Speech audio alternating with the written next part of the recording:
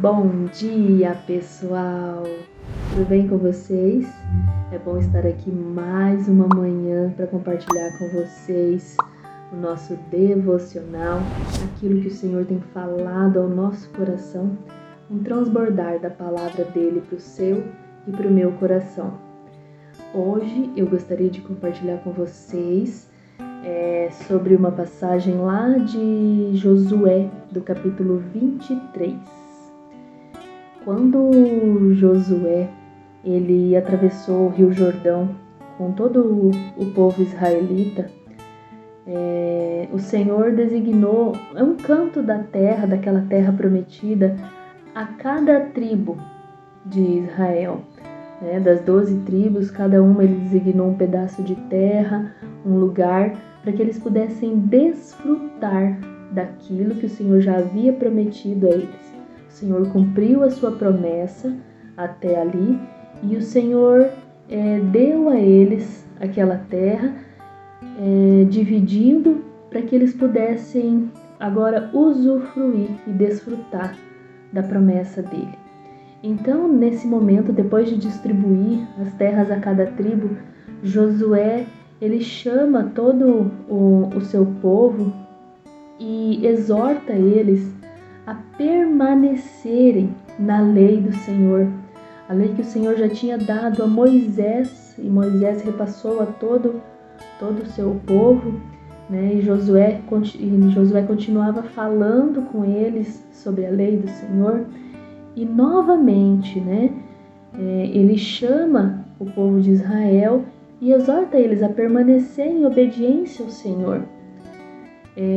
Esse povo de Israel, a própria Bíblia diz que eles eram um povo de dura cerviz, Eram pessoas que tinham um coração muito duro, que ao mesmo tempo onde eles experimentavam da presença de Deus, experimentavam do poder de Deus agindo na vida deles, eles no outro dia se esqueciam daquilo que Deus fez.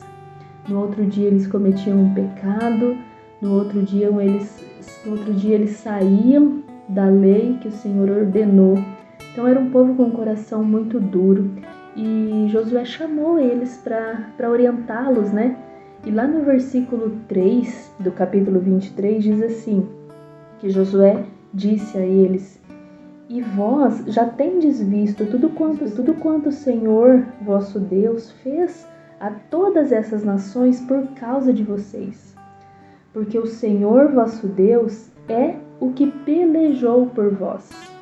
No versículo 6 ele diz ainda: "Esforçai-vos, pois, muito para guardardes e para fazerdes tudo quanto está escrito no livro da lei de Moisés, para que dela não vos aparteis nem para a direita e nem para a esquerda."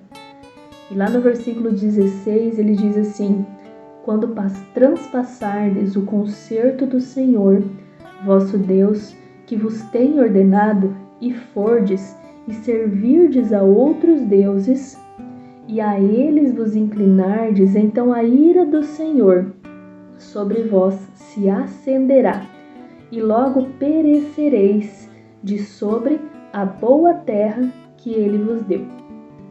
Então, o Senhor até ali cumpriu a sua promessa de levar o seu povo lá para a terra prometida. E a partir de agora eles estariam caminhando não sozinhos, mas eles estariam caminhando sem ter alguém, um líder ali guiando eles, como Moisés fez, como Josué fez. A partir desse momento era com eles. Eles teriam que caminhar dentro da lei do Senhor, Então, sozinhos. E o Senhor, ele sempre foi muito amável, muito paciente e muito justo com todo o seu povo. Nesses 40 anos que eles caminharam no deserto, o Senhor foi muito paciente com eles, O Senhor amou demais o seu povo. E assim, dessa mesma forma, ele nos ama hoje, a nós todos. Ele é muito paciente conosco. Ele é muito amável, Ele é muito justo também. Deus muitas vezes, Ele nos permite fazer certas coisas, porém a gente não pode confundir essa bondade que Deus tem de nos permitir fazer as coisas com a aprovação dele pelo nosso pecado. Deus nos permite fazer tudo, como a palavra diz, tudo nos é permitido, mas nem tudo convém. Então, o Senhor nos permite fazer tudo, porém, existem algumas coisas que Ele não aprova. O nosso pecado, por exemplo, Ele não aprova. E a gente não pode confundir a bondade do Senhor com a sua aprovação pelo pecado que nós estamos cometendo, certo?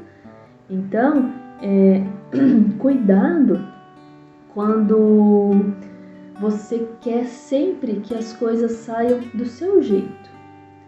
Todos nós sempre queremos fazer as coisas do nosso jeito, da nossa vontade. Quando nós vamos orar, né?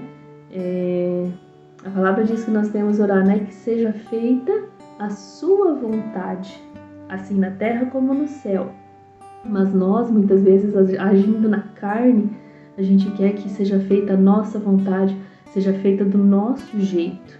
A gente ora, mas às vezes a gente vai lá e dá um jeitinho, o jeitinho de Sara, entregando a sua serva a Abraão para dar descendência ao seu marido, o jeitinho de Raquel oferecendo as suas servas a Jacó para que ela pudesse ter filhos, dar uma descendência a ele, né, vinda dela. Então, que a gente tenha cuidado em não querer fazer a nossa vontade, porque quando nós fazemos a nossa vontade, Deus também permite que a gente sofra as consequências por aquilo que a gente fez, né? É o livre-arbítrio. Todos nós temos o livre-arbítrio. Deus não nos proíbe de nada. Tudo nos é permitido, mas nem tudo nos convém. E quando você age conforme a tua vontade, Deus aceita que você faça, mas você vai arcar com as consequências. Toda escolha tem uma consequência. Se você olhar comigo lá no Salmo 106, dos versículos 12 a 15, diz assim: Então creram nas suas palavras e cantaram os seus louvores, porém cedo se esqueceram das suas obras. Não esperaram o seu conselho, mas deixaram-se levar à cobiça no deserto e tentaram a Deus na solidão. E ele lhes cumpriu o seu desejo, mas enviou magreza às suas almas. Então, toda escolha tem uma recompensa. Deus nos permite cumprir o desejo da nossa carne, mas nós vamos acabar tendo que arcar com a consequência daquilo que nós fizemos. Se for um pecado, você vai agir com a consequência natural do pecado que você cometeu. Não estou falando aqui de pecado falando de uma natureza, de uma consequência sobrenatural, né? Você cometeu um pecado e Deus vem soberanamente e pune você com uma doença. Não. Estou falando das consequências naturais. Se você roubou, qual que é a consequência natural? Você vai ser preso. Então você tem que arcar com a consequência natural das coisas, certo? E se Deus, da mesma maneira que Deus te permite fazer a tua vontade, Deus também permite que a consequência natural aconteça na sua vida, certo? Então, que Deus, ele é muito justo. Então, e nós temos o livre-arbítrio. Então, os comandos que Deus traz sobre a nossa vida, quando Deus nos dá um comando na palavra dele, aqui, quando ele fala, não roubeis, não mateis, né? Não dê falso testemunho, quando Deus nos orienta a algo, né? Esse passo de obediência que nós damos em direção a Ele é para que nós não soframos uma consequência tão desastrosa na nossa vida, uma consequência natural desastrosa demais para a nossa vida. Então, Deus ele nos protege quando a gente anda em obediência. Você vai sofrer, vai ter perdas, vai ter sofrimento, você vai ter dores na tua caminhada com Deus? Vai! A própria palavra do Senhor nos diz que no mundo nós teremos aflições, mas tem de bom ânimo, porque Ele venceu o mundo. Então a gente vai ter aflição, a gente vai ter dor, a gente vai perder as pessoas que a gente ama,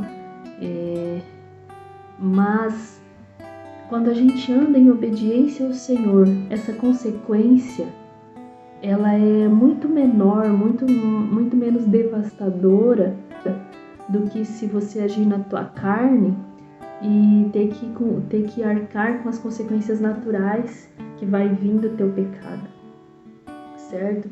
Então, que eu e você, nós tenhamos a consciência de permanecer na lei do Senhor, de permanecer naquilo que o Senhor tem nos ensinado, naquilo que o Senhor tem nos exortado, naquilo que Ele tem mostrado o caminho. Porque a dificuldade que a gente vai passar vai ser muito menor, porque Ele vai estar conosco. O jugo dele, né, o fardo dele é suave, o jugo dele é menor. Então, que a gente permaneça no caminho dele e o Senhor vai trazer sobre nós todo o cuidado e toda a proteção que nós merecemos nele. Então, não queira agir na tua carne, não queira agir de forma natural. Ande em obediência ao Senhor, porque quando você age no natural, quando você comete um pecado, Deus permite que você cometa esse pecado, mas você vai arcar com as consequências naturais dele. Amém? Então ande com o Senhor, caminhe em obediência àquilo que Ele tem nos ensinado, aquilo que Ele tem entregado nas nossas mãos, para que a gente siga, para que a gente seja instruído a andar junto com Ele. E Ele vai te proteger e Ele vai guardar todos os seus passos diariamente. Amém? Que o Senhor te abençoe, que você tenha um excelente dia e que a graça e o poder dele estejam sobre a sua vida e sobre a sua família. Amém? Um grande abraço.